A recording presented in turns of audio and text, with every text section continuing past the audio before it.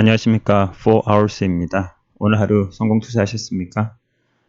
지금 시각 7월 4일 목요일 오후 8시 35분 지나고 있습니다. 퇴근하고 집에 와서 살짝 정리하고 자리에 앉으니까 거의 이제 9시가 다 돼가네요. 시간이 참 빠르게 지나가는 것 같습니다. 모든 직장인 여러분들 파이팅 하시길 바랍니다. 자, 오늘 증시 살펴보도록 하겠습니다. 오늘 코스피 시장 12포인트 상승했네요. 장중에 한번 좀 급하게 빠지다가 그 뒤로 점심을 먹고 힘을 내서 그런지 급등하고 끝났습니다. 코스닥은 좀 약세에 머물렀고요. 하지만 최저 바닥은 아니고 어느 정도 밑꼬리를 달고 상승한 것 같습니다. 자, 기사를 좀 볼까요? 아시아 마감, 증시, 금리 인하에 웃고 무역 협상에 울상. 여전히 무역 협상은 합의를 완전히 본 상태가 아니고 계속 립 서비스 하면서 트럼프가 조율하고 있는 것 같은데요. 결국은 미국이 이길 수밖에 없는 게임 중에 중국이 어떻게 손을 내미느냐, 또 미국이 마지못해 손을 잡는 형태로 마무리가 될 것 같은데, 그거 되기 전까지는 계속 시장에 조금씩이라도 충격을 줄 수밖에 없는 것 같습니다. 한미약품 계약 해지로 꽁꽁언 의약품 투자. 바이오 쪽이 안 좋더니 계속 연이어서 제약회사 이런 쪽도 안 좋네요. 외인 현선물 매수 5거래일 만에 상승. 역시 주포는 외국인하고 또 기관인 것 같습니다. 오늘 한미약품, 모나미 또 여전히 HLB 여전히 있고요. 삼성전자 있습니다. 플레이위드는 오늘 한번 꼭 보겠습니다.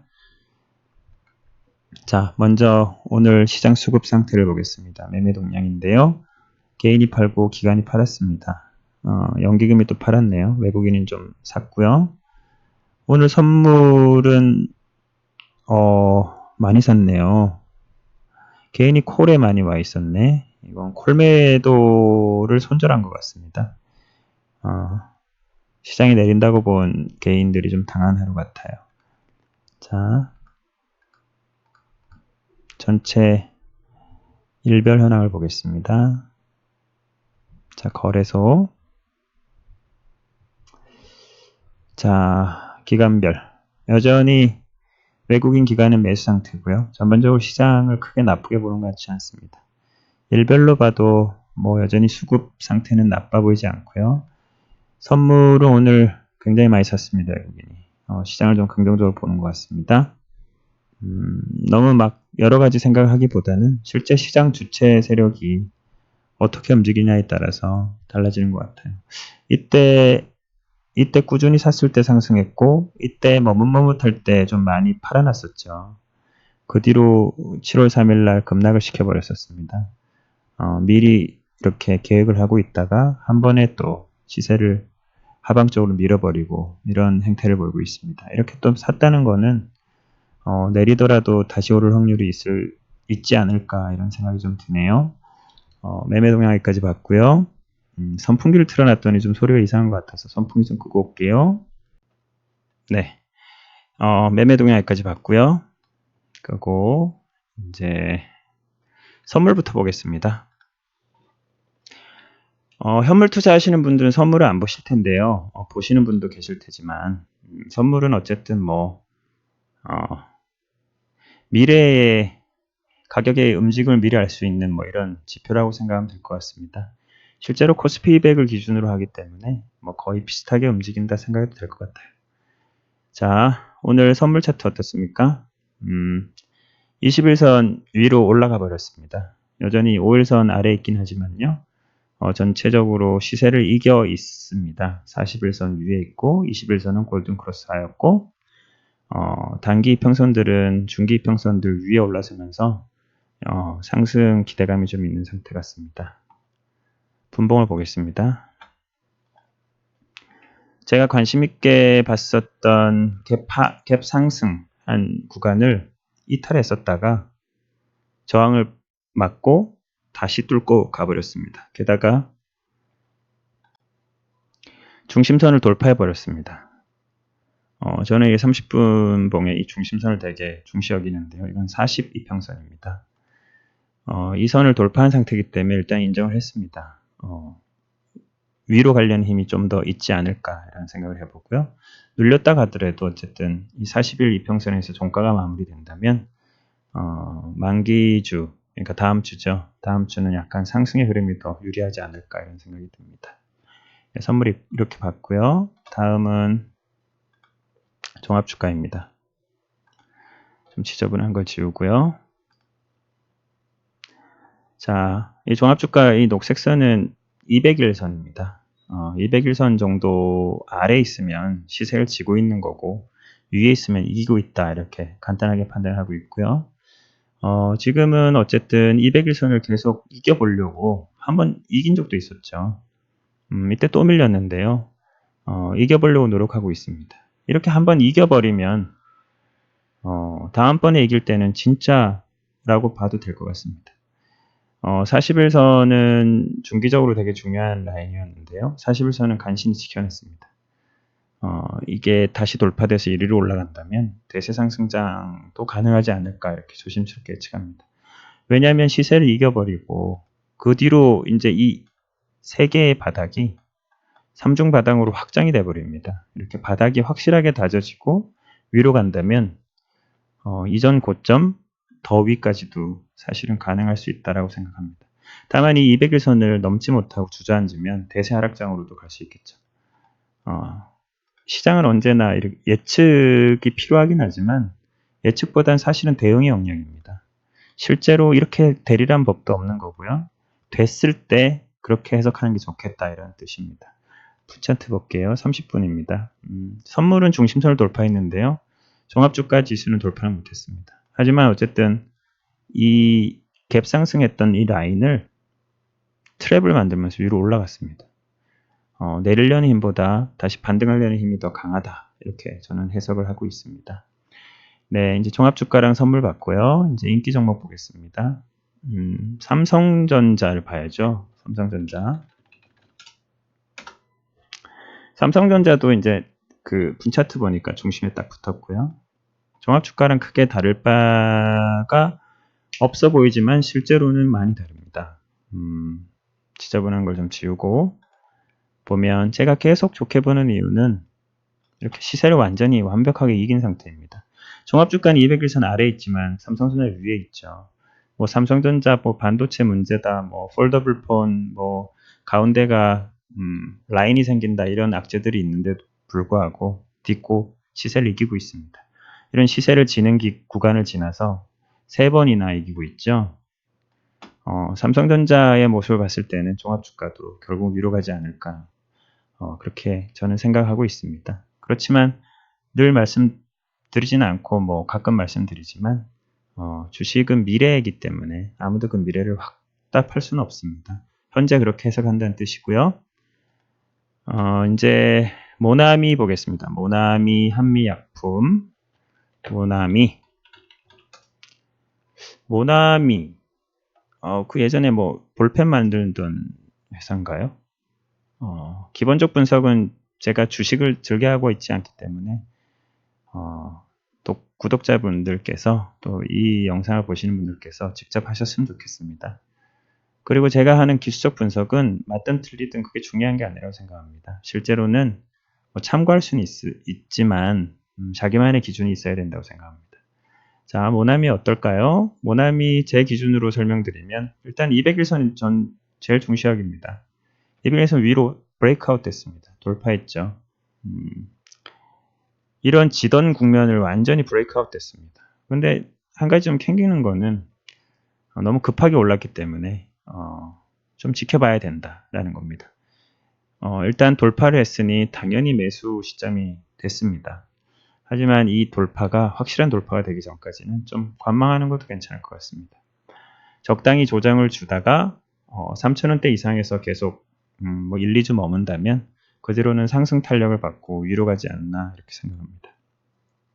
주봉을 봐도 밴드 밖으로 뛰쳐나갔죠. 좋은 모습이고요.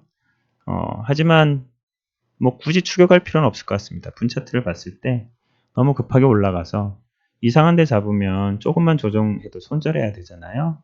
안 그러면 끝까지 버텼는데 확 빠져버리면 문제 생깁니다. 실제로 조정했다가 다시 상승할 때, 이럴 때가 오히려 매수의 시점이라고 생각합니다. 어쨌든 모나미는 현재 모습은 좋아 보입니다. 그 다음에 한미아품 볼게요. 아까 뭐 한미아품 뉴스가 있었죠? 아주 안 좋습니다. 그냥 안 좋잖아요. 이런 거는 매수를 해야 되나요? 보유자분들은 보유를 해야 되나요? 당연히 손절을 해야 됩니다. 그 뒤로 뭐 급등해서 올라가면 어쩔 수 없는 거죠. 우리가 중시하게 되는 건 리스크 관리입니다. 실제로 이렇게 박스를 그어도 박스를 이탈해 버렸습니다. 다시 반등을 하든 뭐 어떻게 하든 박스 안으로 다시 들어와야 그나마 좀 매수의 관점으로 봐야 될 것 같습니다. 당분간은 바닥을 다지기 전까지는 신규 매수는 금지가 좋을 것 같고요. 기존 매수자분들은 솔직히 드릴 말씀이 없습니다. 손절하지 못하면 그 뒤로는 그냥 운에 막힌 매매가 되겠죠. 네. 아무튼 잘 빠져나왔으면 좋겠습니다. 그리고 어디였나요? 사라졌네. 그 HLB 사라졌네요. 플레이 위드 볼게요. 플레이 위드랑 후성 보겠습니다. 플레이. 역시 상한가 가거나 하한가 가면 인기가 있는 거군요. 뭐 당연한 것 같습니다. 모두가 급하게 오르고 급하게 내리는 걸 좋아할 수밖에 없죠. 일단 모두들 축하드립니다. 진 사람이 없지 않겠어요? 2% 먹었는데 30% 올라가지고 아니면 뭐 여기서 팔았는데 이까지 올라서 속쓰리신 분들 빼고는 모두 축하드리고요. 이거는 보유자는 보유하시는 구간이지만 신규 매수할 자리는 없습니다. 네. 상한가 따라잡기 이런 거 용감하게 하시는 분들도 계신지 모르겠어요. 추천하고 싶진 않네요. 네, 플레이 위드. 또 게다가 경고도 붙었네요. 저는 매매를 하지 않는 종목입니다. 후성 볼게요. 후성하고 HLB 보고 마치겠습니다. 후성. 이제 제 영상을 보시는 분은 알겠지만 조금 감이 오실 거라고 믿어요. 200일선 돌파했죠. 일단 시세를 이기고 있습니다. 게다가 이 라인도 돌파했습니다. 한 2, 3일 정도 이 위에 있다면 매수 가능하고요. 이제 기준은 200일선 하향 이탈이 완전히 되지 않으면 계속 들고 가면 될 것 같습니다. 매수 가능한 구간이라고 생각이 됩니다. 종목 좋아 보이고요. 네, 좋아 보입니다. 그 정도에 말씀드리면 될 것 같고요. HLB 보고 마칠게요. 이거 좀 지울게요. 화살표가 막 있어가지고. 여전히 뭐 사실은 뭐 이런 종목은 그냥 손절하고 끝내는 거죠. 제가 여기에서 처음 봤었는데요. 매수 자리 없다라고 말씀드리고 그냥 운은 아니고 그냥 뭐 악재가 나서 떨어졌습니다. 악재를 미리 알았을 수도 있나 이런 생각도 드는데요. 그건 제가 알 수 있는 부분은 아닌 것 같고요. 일단 여기 점 하한가 위에서 머물고 있긴 한데 그렇다고 이게 뭐 아주 옛날에는 이런 기법도 썼던 것 같아요. 이런 점 하한가 위에 있으니까 뭐 손절 짧게 걸고 매수한다는 등 여기서 36,000원에 사서 갭 여기까지 한 5만원 46,000원에 판다는 등 그런 매매는 사실 선물이나 이런 매매할 때는 쓰는 거죠. 주식은 사실은 이런 대세를 먹는 겁니다. 오랜 기간 보유하면서. 물론 동의하지 않을 수 있어요. 스윙 하시는 분들도 있고 데이 트레이딩으로도 수익 내는 분이 있지만 일반 개인 투자자들이 그렇게 수익을 낼 수 있을까 저는 의문이 많이 듭니다.